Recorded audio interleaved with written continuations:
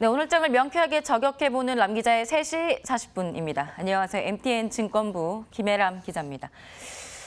이제는 날씨가 좀 선선해졌지만 그래도 올해 7, 8월까지 40도까지 올라갔었던 폭염 아직도 피부로 기억하시는 분들 많을 텐데요. 에어컨 요금 때문에 부담되셨던 분들 많으셨을 겁니다. 오늘은 한국전력에 대해서 이야기를 해볼까 합니다. 한국전력의 50% 이상은 정부 지분입니다. 32.9%가 산업은행이 들고 있고 대한민국 정부가 18.2%를 들고 있는 이대 주주입니다. 정부 지분 51.1% 외에 6.43%를 국민연금이 들고 있고 나머지를 개인 투자자와 기관, 외국인 등 일반 주주가 들고 있습니다. 이 한전 주식을 들고 계신 분들은 과연 이 기업이 주주 가치를 높이고 기업 가치를 높이기 위한 운영을 하고 있는가, 상장사로서 그런 운영을 하고 있는지 의문이 많이 드실 겁니다. 오늘은 여기에 대해서 좀 짚어보도록 하겠습니다. 우선 이 논란의 중심에 있는 누진세 개편은 2016년 12월 13일에 처음 발표가 됐습니다. 이 산업통상자원부는 한국전력공사가 이사회 의결을 거쳐서 주택용 전기료 누진제를 기존 6단계 11.7배수에서 3단계 3배수로 변경했다고 밝혔습니다. 산자부 측은 그동안 변화했던 소비 패턴과 가구 분포를 반영해서 기존의 100kW로 세분화됐었던 구간을 200kW 단위로 확대했다고 밝혔습니다. 그러면서 기존보다 요금 부담이 증가하는 가구는 없을 것이고 가구당 연평균 11.6%, 또 여름과 겨울에는 14.9%의 전기요금 인하 효과를 기대할 수 있을 것이라고 설명을 했습니다. 도시 기준으로는 4인 가구가 하루 10시간 동안 스탠드형 에어컨을 사용할 경우에 요금이 기존의 39만 8천 원에서 17만 7천 원까지 줄어들 것이라면서 예상치를 발표했었습니다. 그래서 정말 국민들에게 돌아오는 인하 효과 체감이 있었느냐? 여기에 대해서 할 말이 많겠지만 오늘은 이 국민들이 체감한 전기요금 인하 효과가 실제로 있었는지 여부를 떠나서 주식시장에 상장된 기업으로서 기업이익은 어떻게 변화했는지, 시총은 그럼 어떻게 변했는지, 배당 정책 변화는 어떤지, 이에 따라서 주주들에게 어떤 영향을 줬는지 이런 것들을 좀 살펴보겠습니다. 2016년에 이 개편안을 발표할 당시에 한국전력은 9,400억 원의 주택용 전력 판매 수익이 줄어들 것으로 예상을 했습니다.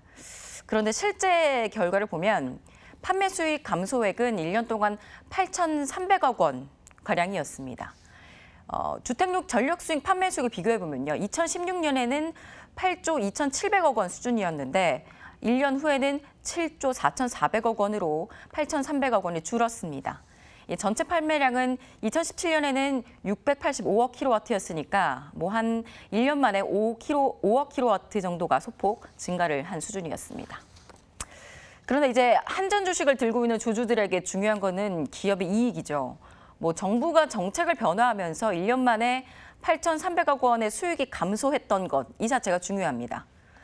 주주 입장에서라도 그래도 한전의 특성을 좀 고려하고 10분 양보해서 국민들에게 8,300억 원 금액의 어떤 혜택이 돌아가겠다, 이를 양보했다라고 쳐보겠습니다.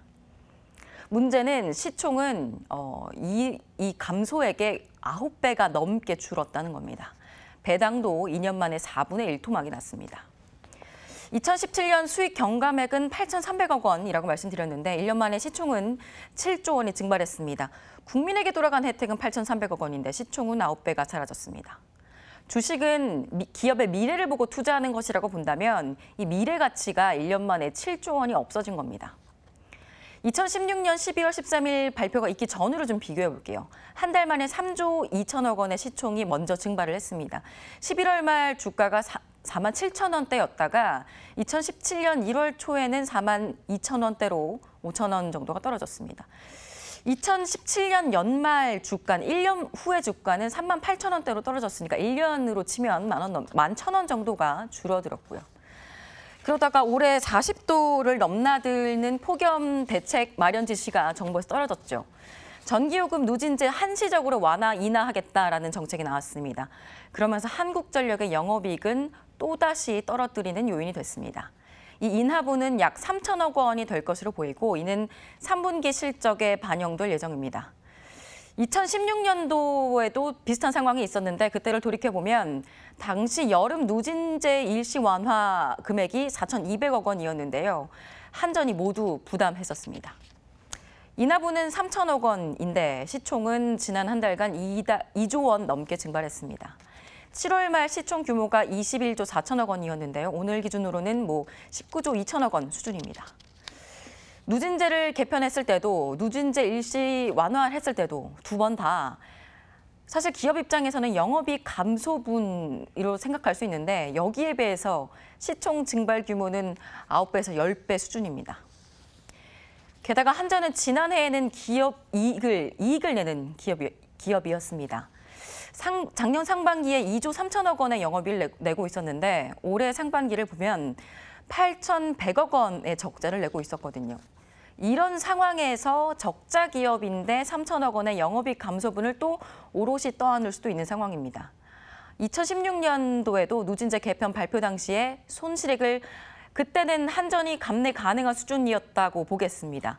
그런데 올해는 그런 상황도 아니었죠. 일단 상반기에 적자를 봤던 이유는 국제유가와 석탄 가격이 오르면서 연료비가 올랐고 또 재생에너지 쪽에 자금도 투입이 되면서 적자를 좀 보게 됐습니다.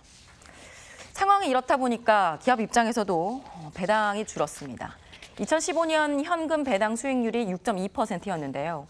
2016년에는 4.3%, 지난해는 2%까지 내려왔습니다. 배당금 총액도 2조 원에서 1조 3천억 원, 지난해 5천억 원까지 4분의 1 토막이 났습니다.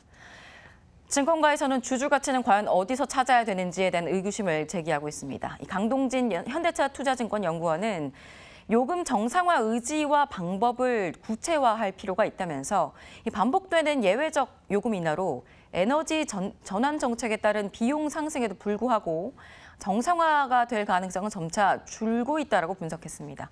그러면서 현재 한전의 문제는 요금 인하 정도가 아니라면서 배당 투자 매력을 회복하기 위해서는 최소 2년 이상의 시간이 필요하다라고 덧붙였습니다. 해외 전력 기업과 좀 비교해 보겠습니다. 매우 다른 상황인데요. 한전은 적자 기업이기 때문에 PER은 산출이 되지 않는 상황입니다. PBR을 보면 0.2배 수준입니다.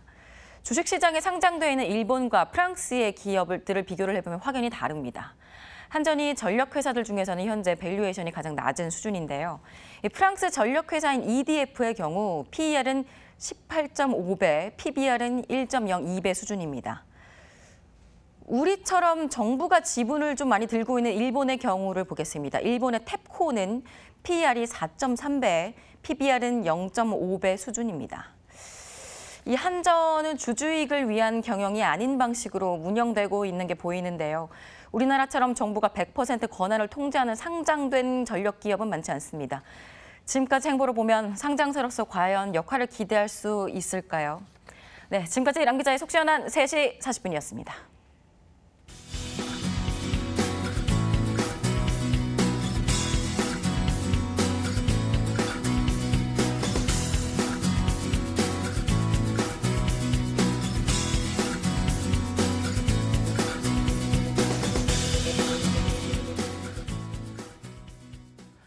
네, 오늘은 부동산 대책 발표 때문에 10분 늦게 찾아뵀는데요. 내일은 다시 원위치입니다. 2시 50분에 내일도 같은 시간에 돌아오겠습니다. 여러분 고맙습니다.